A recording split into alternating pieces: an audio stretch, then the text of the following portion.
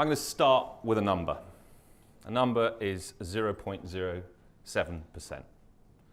That number is as expressed as a percentage, is the probability of any resource in the mineral resource sector going from a geological idea to becoming proven as a economic assessment, i.e. getting to pre-feasibility or definitive feasibility study. Now, thankfully, people invest on AIM. They understand some of that risk, and a lot of that risk gets removed as it comes to AIM, so you're not going to have all of that. Now, Cadence, we've been involved in the discovery and in my previous life, discovery and exploration of all sorts of assets, whether it be precious metals, precious diamonds and rubies, such. So that's my background. And during that process, you found that, and being on AIM, you found that you're often capitally constrained and you could only really invest in one asset, or you were tied to one asset. So it was important for us, and we thought it was important, that we find a methodology and find a way to diversify this risk and apply our technical knowledge and do very much the similar things. Also take pre-IPO stuff, provide investors access to that pre-IPO stuff, and also show the returns when they IPO. So that's what we do. And we focus particularly on lithium because when I talk about that percentage, that's to do with sort of well-known commodities. And lithium is less of a well-known commodity in terms of, although you might have heard about it for the last year, it's a less well-known commodity in terms of discovering new resources. So the super deposits have been found, but some other ones haven't. And you'll see what I mean.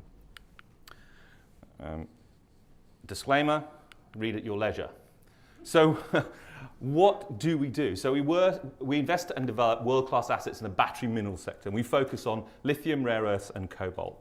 I'll tell you why those three later on, but ultimately, if we look at the penetration of electric vehicles in particular, those will be the three major commodities that have the scarcest amount of resource and will increase by the largest demand. So we look and take our technical expertise and look at undervalued assets with irreplaceable strategic advantages. Now, what do we mean by that? Ultimately, that's about grade. A good grade can deliver low cost curves, and if you've got low cost curves, you're protected against downside in commodity prices. So we really got two pots of investments, what we call direct project investments and publicly listed investments. So those direct project investments, we invest up to 100%. We take a much risk. We take in really early development cycles, so pre-resource, but mitigating that risk that I told you about earlier on by spending a lot of time going through due diligence, understanding management, and spending up to 2 or 3 months going through that technical data, and also minimizing our downside by effectively taking, we'll deliver money into the company on the basis of very clear outcomes. Those outcomes will be resource statements, economic statements in terms of PFSs or scoping studies. And also in public listed investment, and we have invested in these, and we invest in these as sort of early to medium. So we'll call that resource stage, or just around resource stage. And usually we take a board position, and we have an active approach to management. And in particular, lithium sector, we've been there for a while, but we do understand what are the critical factors in getting a success of a project. And that is often not necessarily the mining, because it's not just mining, it's actually more of a diversified chemical company. And in addition to that, we look at how the most critical factor is to get an offtake agreement with the final with a consumer. And this is what we've done over the last. So this is about three or 4 years. So the CAGR, the compound annual growth rate's around 30 to 40%. So we've had our direct project investments. That's the ones that are unlisted. Invested around 4 million in that. The value is at 8 million. This is, again, it's not based on any NPV valuations and etc. It's really book value and our investment value. And that return has yielded around 125%. The potential growth for these investments are, of course, obviously not on our accounts, but they're ultimately what the NPVs have delivered. So some of these assets we've taken before they were resources, and we estimate that's probably around, on an NPV basis, around $30 million. Publicly listed investment, put in 11 million, and they're currently valued at 25 million, and we've taken some money off the table in some of those. And we'll talk about individual projects, but ultimately on a diluted basis, because our exit strategy is not to be there, because we don't have a capital to employ to build large projects, our exit strategy is to be there after they start construction, because that to us is one of the biggest points of the value curve, taking it from early resource where we understand the technical risk, can mitigate it, but when you get to commissioning construction, there are external risks that are often hard to mitigate, that you can't mitigate as an investor, which is sort of political, licensing, etc. So why lithium? Now, I'm sure that you've all heard about lithium, and of late there has been some particular issues around sort of Morgan Stanley put a fairly bearish note out, and Orocobre came on, which is one of the largest producers of lithium, came out with additional production. But people really don't understand that market, and they don't understand the drivers behind it. So I show this quite often, but I think it's a real classic illustration of the drivers behind lithium. And the drivers behind lithium are, we're talking about the electric vehicle here at this moment in time. So this was a statement by a lawyer to Henry Ford's lawyer, and not to invest in the internal combustion engine.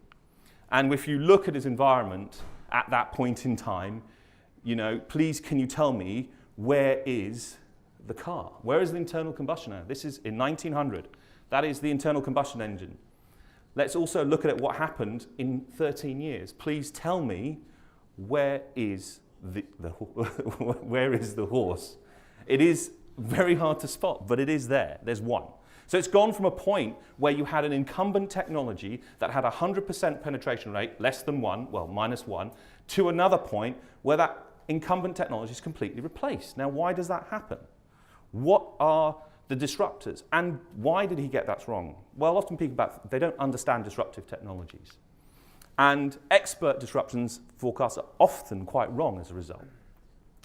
So AT&T hired McKinsey and Company to forecast the cell phone adoption by the year 2020. Their 15-year prediction at that point was at 900,000 cell phone users worldwide. Right? We all know that's really wrong.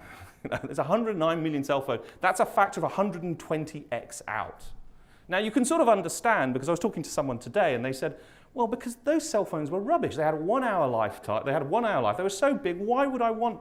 The comparison was there, but then people didn't understand what disruptive technology is about, which is about cost curves reducing, the convergence of cost curves, which eventually changes that to what we've all got in our pockets now.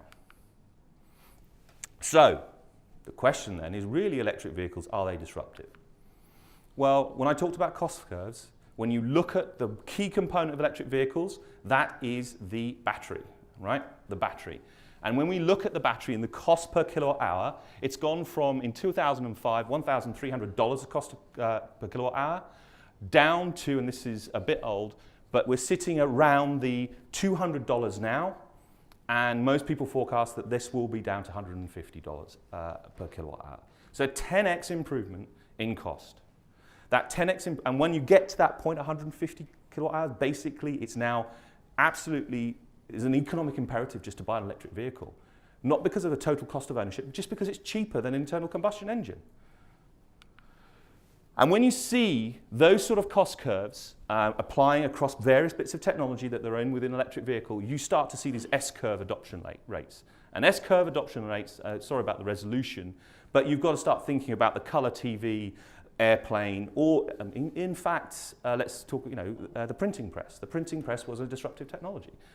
Every time that's happened, you see disruptive technologies. Now, more recently, you see that S-curve with tablets. It's almost vertical. It's a vertical adoption. I don't think that's going to happen with electric vehicles, but nonetheless, we should see when you have these sort of cost efficiencies, 5x in terms of fuel efficiency, 10x in terms of cheaper to maintain because there's only 20 moving parts.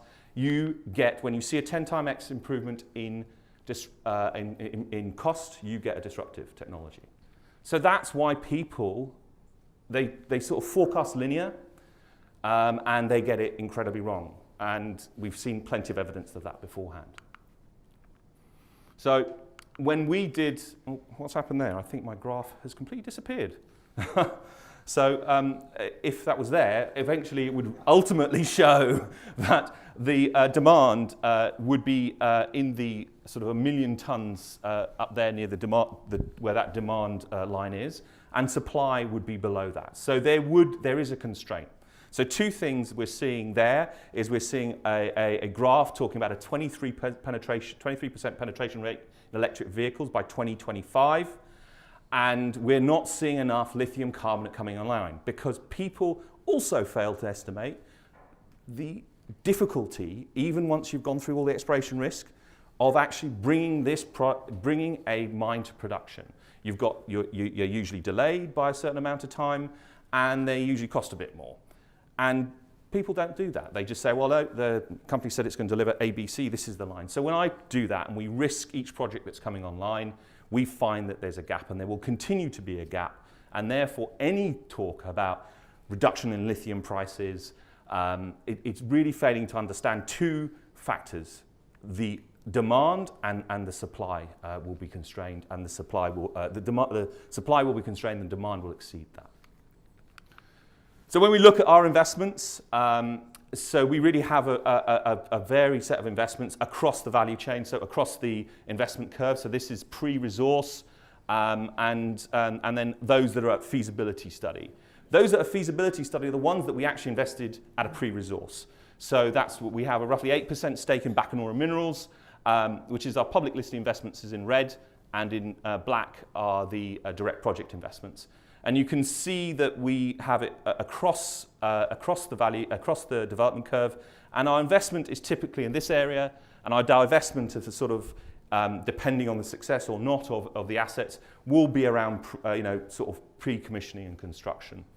Because eventually we'll probably get diluted quite substantially then, because we don't have the capital to afford $400 million capital expenditures. But those have been really successful. Bacanora Minerals, when we invested, had 700,000 tons of lithium carbonate in the ground. It's now got 9 million tons and an NPV at 1.25 billion on a BFS. And now it's going to embark on construction, and construction is subject to finance. Will start in 2018 with production 18 months after that. So it's been a great success story for our investments. European Metals, it was important where it is because it's strategically located, and it's starting its DFS this year, and we've got about 20% stake in it, and it's got a PFS of 540 million NPV.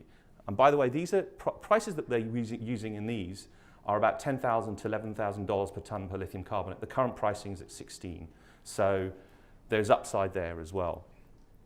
So if I look at the key investments in the sort of publicly listed entity, we look at size, low cost, and location, strategic. So size, these assets are huge, 7 million and 9 million tons each of them. They represent two of the fourth largest lithium carbonate projects in the world in terms of size. The OPEX are in the lower cost half of the cost curve. Better OPEX are people like SQM, about around $3,000 a ton. The CapEx is intensive, and someone pointed out to me that CapEx on Bacanora wasn't quite right. It's unfortunately, that is actually it's to get them to the full production. Initial CapEx is half of that, and you can see the IRRs across the board. When we talk about location, this is critical as well. We see it's really important from the commitments from the battery manufacturers and the EV manufacturers. They're making massive commitments in Europe, and our stake in European Metals is really critical to that.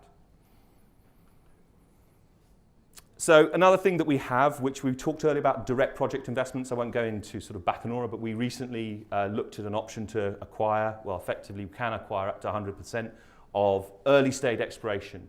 Why we like this? It's Argentina, which will represent around 23% of the world's production of lithium carbonate. It's in a relatively unexplored area for modern exploration.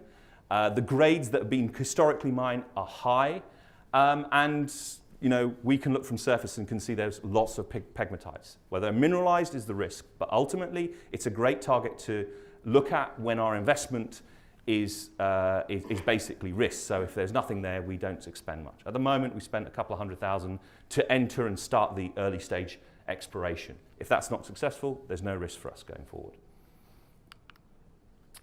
So as I said, we believe that the companies are poised for an upside. We have a market cap around 17 million. Our values that when we attribute the equity values around 33, and there's upside there for the potential growth of the underlying assets. You know, we would look to then repeat this again, exit and reinvest, and look at the start of that process has been through the San Luis assets, and we'll be looking at others. And our rates of return have been 121% to date. The team, I'm the technical guy. I've got two others involved, which are Adrian and Andrew, who are both fund managers or historic fund managers. Andrew Suckling used to be one of the founding partners of Osprey, and Adrian is still a fund manager. So they provide a bit of realism in what really is going to be able to be marketed and floated eventually. I provide the technical know-how to ensure that these assets stack up.